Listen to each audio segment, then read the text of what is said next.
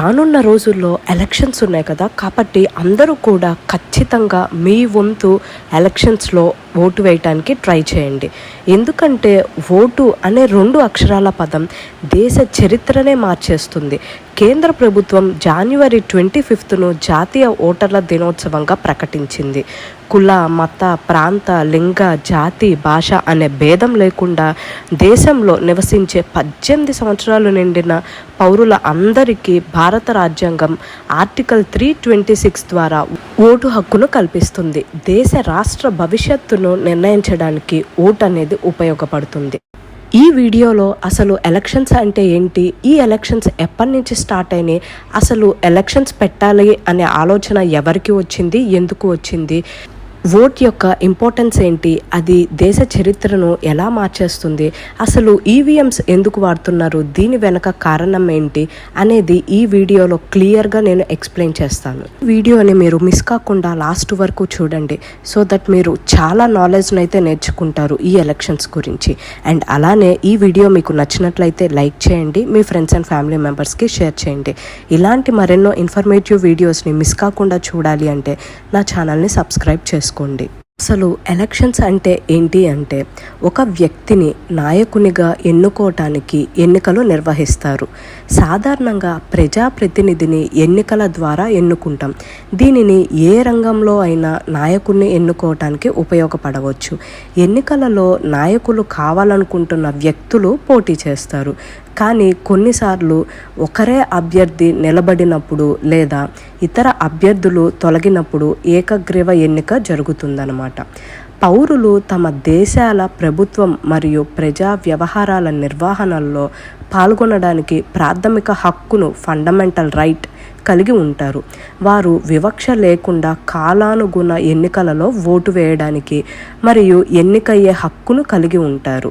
స్వతంత్ర భారతదేశంలో ఎన్నికలను సజావుగా, నిష్పక్షపాతంగా నిర్వహించేందుకు రాజ్యాంగం ఏర్పాటు చేసిన సంస్థ భారత ఎన్నికల కమిషన్, అనగా ఎలక్షన్ కమిషన్ ఆఫ్ ఇండియా. ఇది 1950 జనవరి 25న ఏర్పాటు చేయబడినది.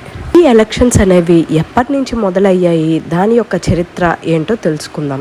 మనకు 15 ఆగస్ట్ 1947న స్వాతంత్రం లభించింది. అలాగే భారతదేశం 26 జనవరి 1950, 26 జనవరి 1950న రిపబ్లిక్గా అవతరించింది. ఈ విషయాలు మనకి తెలిసినవే. రిపబ్లిక్గా అవతరించిన తర్వాత మన దేశంలో ఎప్పుడు ఏ విధంగా ఎన్నికలు నిర్వహించారో ఎక్కువ మందికి గుర్తు ఉండకపోవచ్చు. రిపబ్లిక్గా ఏర్పడిన తర్వాత భారత్లో 1951లో తొలిసారిగా ఫస్ట్ టైం ఎన్నికలు జరిగాయి అన్నమాట. మొదటి పోలింగ్ 1951 1951వ సంవత్సరంలో అక్టోబర్ 25న ప్రారంభమైంది. సుదీర్ఘంగా ఎన్నికలు నిర్వహించారు. భారత్లో తొలి సార్వత్రిక ఎన్నికలు 1951 అక్టోబర్ 25 నుండి 1952 ఫిబ్రవరి 21 వరకు నిర్వహించారు.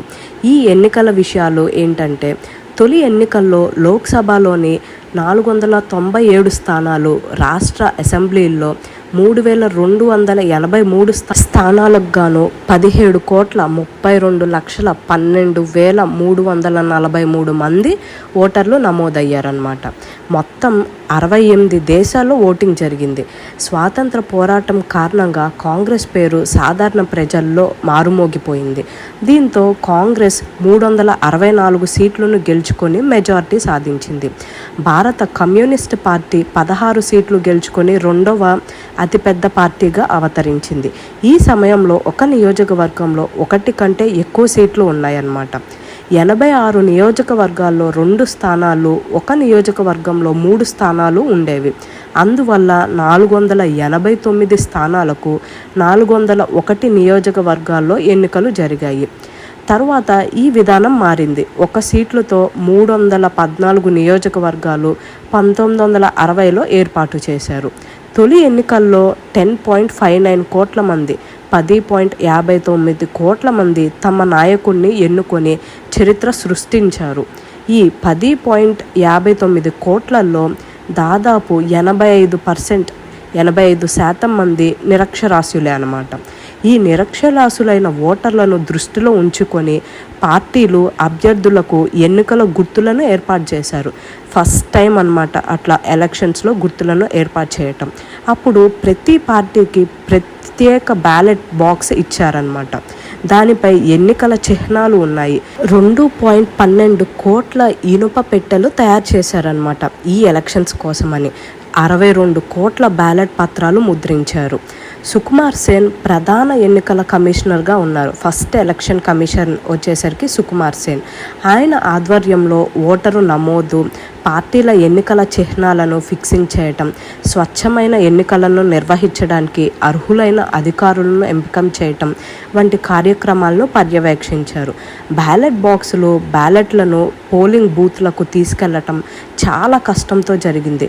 మణిపూర్లోని కొండ ప్రాంతాల్లో దుప్పట్లు, అదేవిధంగా తుపాకీ లైసెన్సులు ఇస్తామని ఆశ పుట్టించి స్థానిక ప్రజలను పోలింగ్ బూత్లకు ఎన్నికల సామగ్రిని రవాణా చేయడానికి సహాయపడేలా చేసుకున్నారు అధికారులు. అలా మొదలైన మన దేశపు ఎన్నికల ప్రక్రియ క్రమంగా అభివృద్ధి చెందింది. ఇప్పుడు ప్రపంచంలోనే అతిపెద్ద ప్రజాస్వామ్య దేశంగా మన ఎన్నికలను ఎలా నిర్వహించాలో ప్రపంచానికి బోధిస్తున్నాము.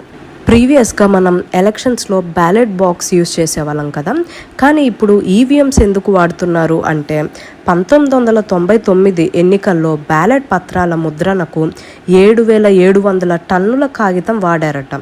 2009 సార్వత్రిక ఎన్నికల్లో ఓటింగ్ కోసం ఈవీఎం వాడుతుండటం వల్ల 10,000 టన్నుల కాగితం మిగిలిపోయింది.